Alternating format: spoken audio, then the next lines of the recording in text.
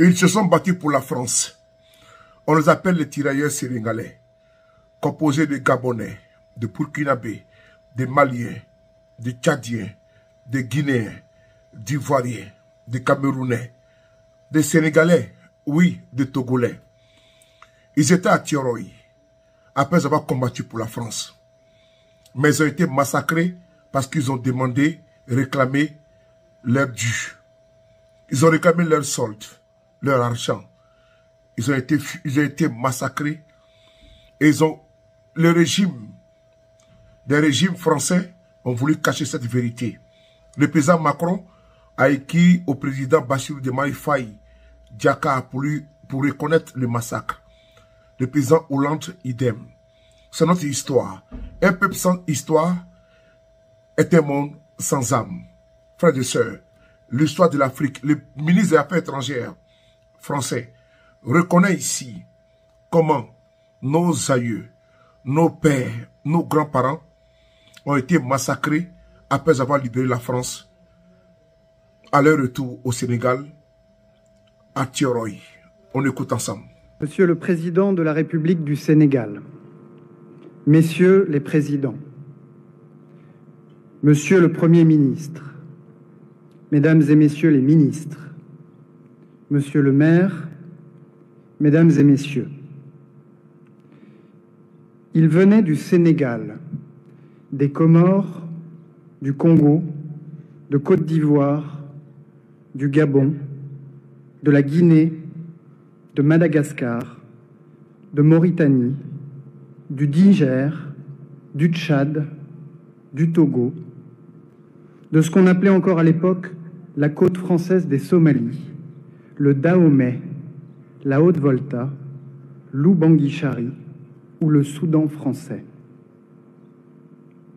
Quittant leurs terres d'Afrique, leurs villages, leurs familles et leurs enfants, ils répondirent à l'appel de la liberté quand la France fut à son tour dans cette lointaine Europe envahie par l'Allemagne nazie. Enrôlés ou engagés par amour de la France, ils se couvrirent de gloire sur tous les fronts de la bataille de France.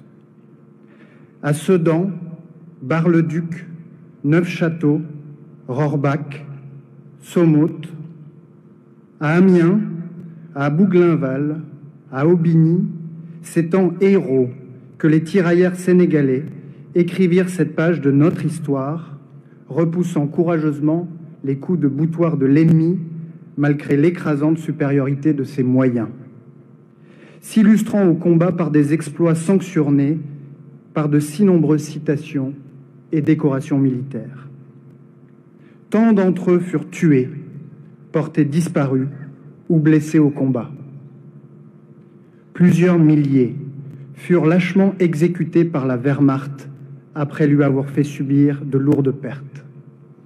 Plusieurs milliers encore restèrent emprisonnés dans les Vosges, dans la Marne ou en Bretagne, dans des camps allemands. Les plus valeureux trouvèrent au fond d'eux-mêmes l'incroyable courage de s'évader, de gagner le maquis et de poursuivre la lutte jusqu'à la victoire. Et ceux qui survivront conserveront toute leur vie dans leur chair et leur esprit les stigmates de la guerre, avec la satisfaction d'avoir, par leur sacrifice, assuré la défaite de la force brutale et la victoire de la liberté. Et pourtant, quand vint la libération, pour certains d'entre eux, le doux parfum de la victoire fut bientôt gâché par le goût amer de l'injustice. Démobilisés avant les autres, privés de la solde qui leur était due, ces héros africains furent déconsidérés par leurs chefs.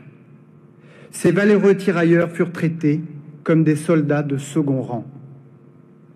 Ils avaient tout quitté et parfois tout donné à la France de la liberté, de l'égalité et de la fraternité, une France qui semblait subitement trahir sa promesse, manquer à son devoir d'égalité, manquer à son devoir de fraternité.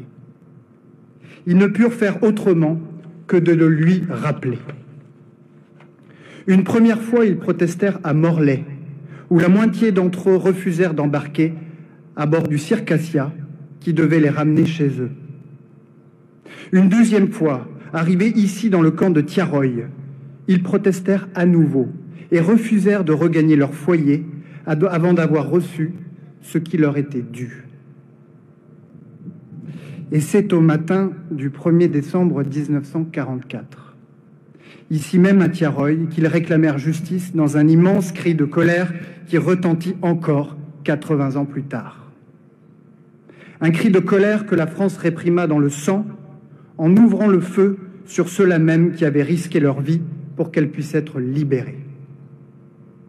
Rien ne peut justifier que des soldats de la France aient ainsi retourné leurs canons contre leurs frères d'armes.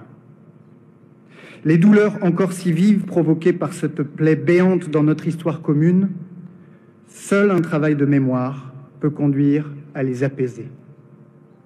Il n'y a pas d'apaisement sans la justice, et il n'y a pas de justice sans la vérité. La vérité, l'histoire et la mémoire ne sont pas des postures, mais des processus portant une part de complexité devant lesquels nous ne devons pas reculer. C'est pourquoi la transmission des archives a été décidée en 2014. C'est pourquoi la France a accueilli une mission d'étude des archives que vous avez mandatée, qui contribue aux travaux du comité dirigé par le professeur Mamadou Diouf. C'est la raison pour laquelle le président de la République vous a écrit, Monsieur le Président, pour vous dire que la France se doit de reconnaître que ce jour-là s'est déclenché un enchaînement de faits ayant abouti à un massacre. Et si la France reconnaît ce massacre, elle le fait aussi pour elle-même, car elle n'accepte pas qu'une telle injustice puisse entacher son histoire. Inclinons-nous devant les 202 stèles blanches du cimetière de Tiaroy, plantées dans la terre rouge du Sénégal comme une invitation permanente à œuvrer pour la justice et la vérité partout et en tout temps. Puisons dans ce travail de mémoire et de reconnaissance la grandeur d'âme, le dévouement et la dignité de ces hommes, de ces témoins du monde nouveau qui sera demain, que célébrait Senghor.